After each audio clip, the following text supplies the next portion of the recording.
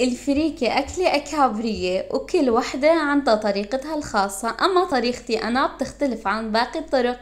بطبخها بطنجرة البخار فقط ب7 دقايق.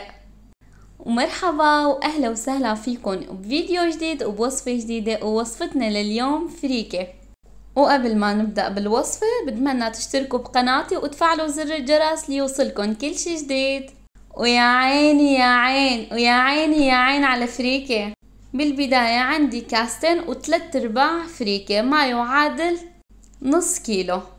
نقيت الفريكة بعدين غسلتها كتير منيح ونقعتها بمي فاترة حوالي 10 دقايق. وبطنجرة البخار سلقت اللحمة ورح استخدم المرقة لحتى اطبخ فيها الفريكة. حطيت الفريكة بالطنجرة بعدين ضفت عليها معلقة سمنة. هلأ بحمصهم شوي مع بعض ورح ضيف عليها نص كاسة برغل. برغل.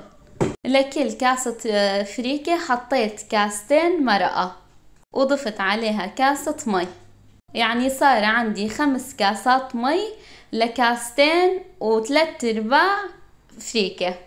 وخليتها بطنجرة الضغط 7 دقايق فقط. وهلا صارت الفريكة جاهزة عندي. ويا عيني يا عين اطيب فريكة على طريقتي. لا بتحتاجي وقت ولا تزيدي عليها مي ولا تنقصي عليها مي، وما بتعرفي كيف الملوحة بتملح بيصير قليل الملح. فهالطريقة كتير ناجحة وجربوها عن جد ما بتندموا. ملاحظة أنا ليش ضفت البرغل؟ لحتى الفريكة تطلع عندك كل حبة وإختها، كل حبة بحبتها.